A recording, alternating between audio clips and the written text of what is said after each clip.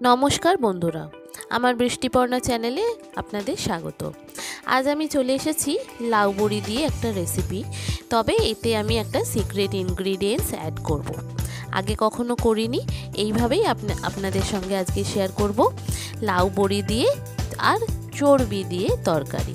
আগে না খেয়ে থাকলে এইভাবে একবার ট্রাই করতে পারেন। আমি বড়ি কিছুটা নিয়েছি, পেঁয়াজ কেটে নিয়েছি, চর্বি নিয়েছি, আলু নিয়েছি আর লাউ নিয়েছি। এক এক করে সবজিগুলো কেটে ধুয়ে পরিষ্কার করে নেব। মিডিয়াম সাইজ করে লাউটা কাটবো। লাউটা খুব বড় করলে কি হয়, অনেক সময় গলতে সময় লাগে, সেই জন্য লাউটাও ছোট ছোট করে কাটবো। আর লাউ যেটা কাটবো তার থেকে আলুটা একটু বড় সাইজ করে কাটবো।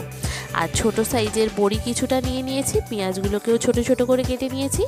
আর যে চর্বি এক টুকরো রয়েছে, ওটা 50 থেকে 100 গ্রামের মতো চর্বি আছে, ওই চর্বিটাকেও আমি কেটে ধুয়ে পরিষ্কার করে নেব। আলুটা যে সাইজ কাটবো, লাউটা তার থেকে একটু ছোট সাইজ কাটবো। এতে কি হয়, লাউটা তাড়াতাড়ি সিদ্ধ হয়ে যাবে। নালে আলুটা ছোট থাকলে লাউটা সিদ্ধ হতে দেরি হবে, কিন্তু আলুটা গলে যাবে। সেই জন্য লাউটা একটু ছোট করলাম আর আলুটা একটু বড় সাইজ করলাম। এইভাবে সবকটা কেটে নিয়েছি। পেঁয়াজ নিয়েছি আর নিয়েছি একটু বড়ি বেশি করে নিয়েছি, আর চর্বি যেটা নিয়েছি সেটাকেও আমি কেটে নেব। খুব সুন্দর খেতে হয়। আগে না খেয়ে থাকলে বন্ধুরা এইভাবে একবার ট্রাই করতে পারেন। লাউ বড়ি দিয়ে চর্বি খুব সুন্দর খেতে হয়, আমাদের প্রায় দিনই হয়। তবে আজকে আমি আপনাদের সঙ্গে এই রেসিপিটা শেয়ার করছি। আগে কখনো করিনি, এমনি করেছিলাম লাউ বড়ি, কিন্তু চর্বি দিয়ে কখনো শেয়ার করা হয়নি। তো এটা আমাদের প্রায় দিনই করি। তো এই যখন চর্বি থাকে বা লাউ বাড়িতে থাকে তখনই প্রায় দিনই হয়, না হলে একটা থাকলে একটা থাকে না, তখন কি আর হয়। তো যে সমস্ত বন্ধুরা আমার ভিডিওটি দেখছেন অথচ আমার চ্যানেলকে সাবস্ক্রাইব বা ফলো করেননি, তাদেরকে অনুরোধ করব আমার চ্যানেলকে সাবস্ক্রাইব ও ফলো করে দেওয়ার জন্য।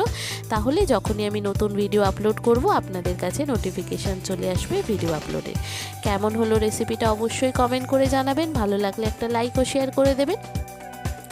এবার কড়াইতে আমি সর্ষের তেল আর সাদা তেল কিছুটা মিশিয়ে নিয়েছি। নিয়ে প্রথমে বেশি তেলে আগে বড়িগুলো ভেজে তুলে নেব। বড়িগুলো বেশি তেলে ভাজলে কি হয়, বড়িগুলো খুব ভালো করে ভাজাও হয় আর তেলটাও খুব কম টানে। ব্যাস, বড়িগুলো ভাজা হয়ে গেলে এবার একটু 5 ফোড়ন, তেজপাতা, শুকনো লঙ্কা, জিরে, গরম মশলার মধ্যে দারুচিনি, এলাচ, লবঙ্গ আছে, আর একটু জিরে ফোড়ন দিয়ে ফোড়নটা যখন খুব সুন্দর গন্ধ বেরোবে, প্রথমে আলুগুলো দিয়ে দেবো। আলুগুলো একটু ভালো করে ভাজা হলে তারপর পেঁয়াজগুলো দিয়ে দেব। পেঁয়াজ আলু ভালো করে ভাজা হয়ে গেলে তারপরে লাউগুলো দিয়ে দেব। লাউগুলোও এর সঙ্গে আমি ঢাকা দিয়ে খুব ভালো করে ভাজবো।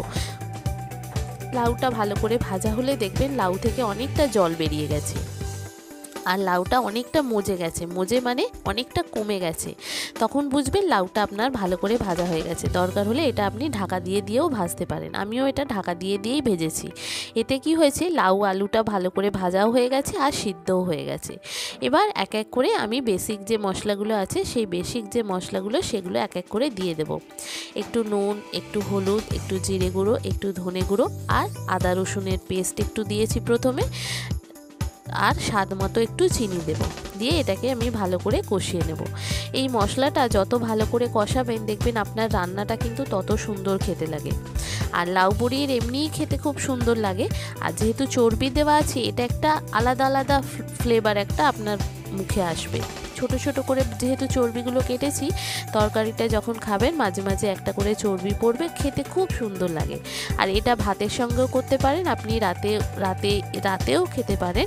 যেহেতু এটা আমি সকালে রান্না করেছি, আমি ভাতের সঙ্গেই করেছিলাম, কিন্তু একটু বেশি হয়েছিল, রাতে রুটির সঙ্গেও আমাদের হয়ে গিয়েছিল।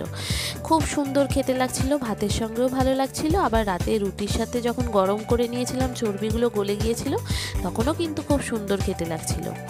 আপনারা যদি ট্রাই করেন, একবার করতে পারেন এইভাবে। আগে কখনো না খেয়ে থাকলে একবার ট্রাই করতে পারেন। কেমন হলো রেসিপিটা অবশ্যই কমেন্ট করে জানাবেন। ভালো লাগলে একটা লাইক ও শেয়ার করে দেবেন।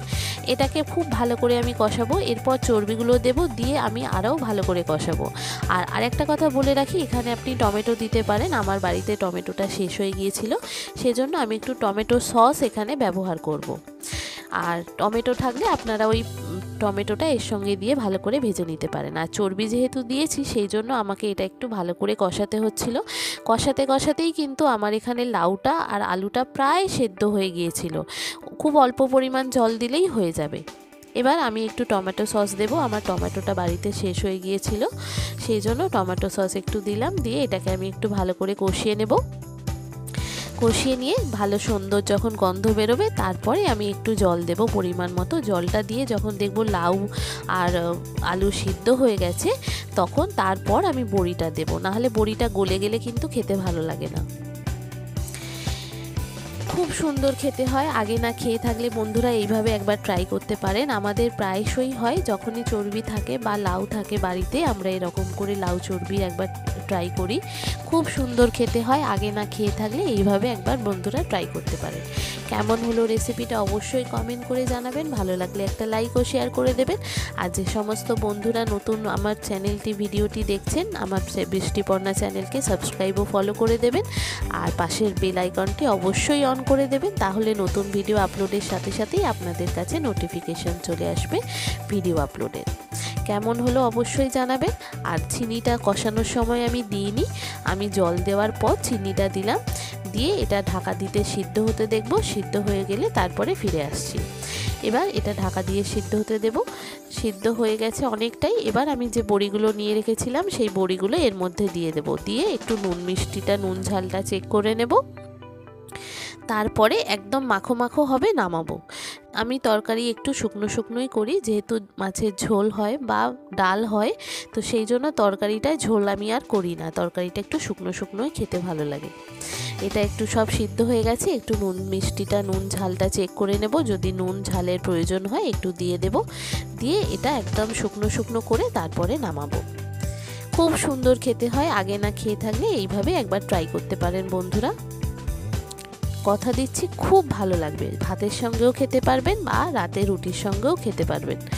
এই গরমকালে লাউটা কিন্তু বেশ ভালোই লাগে খেতে। আর বড়ি দিয়ে চর্বি দিয়ে রান্না হলে তো কথাই নেই। একটা মাংসের একটা ফ্লেভার আসে, চর্বির একটা ফ্লেভার আসে, আর আসে লাউয়ের একটা স্বাদ, অন্যরকম স্বাদ। বড়ি যদি বাড়িতে বানানো হয় তাহলে তো আর কথাই নেই। দারুণ সুন্দর খেতে হয়। কেমন হলো রেসিপিটা অবশ্যই জানাবেন। দেখেছেন কত সুন্দর দেখতে হয়েছে, কালার এসেছে। খেতেও কিন্তু দুর্দান্ত স্বাদের হয়। কিন্তু খাবার আগে আপনাকে একটু গরম করে নিতে হবে। চর্বিগুলো একটু ঠান্ডা হলে জমে যায়, সেজন্য একটু গরম করে নিলেই কিন্তু এটা দারুণ খেতে লাগে। খুব সুন্দর খেতে লাগে আর দারুণ স্বাদের একটা রেসিপি। আগে না খেয়ে থাকলে বন্ধুরা এইভাবে একবার ট্রাই করতে পারেন। আমাদের তো খুবই ভালো লাগে, প্রায় দিনই আমরা রান্না করে খাই। আজকে আপনাদের সঙ্গে রেসিপিটা শেয়ার করলাম। দেখেছেন কত সুন্দর দেখতে হয়েছে, খেতেও কিন্তু খুব সুন্দর হয় এই রান্নাটা। আগে না খেয়ে থাকলে একবার ট্রাই করতে পারেন। কেমন হলো অবশ্যই কমেন্ট করে জানাবেন। আর আপনারা এইভাবে যদি খান সেটাও আমাকে কমেন্ট করে জানাবেন। দেখেছেন কত সুন্দর দেখতে হয়েছে, খেতেও দুর্দান্ত স্বাদের হয়েছে। থ্যাংক ইউ বন্ধুরা।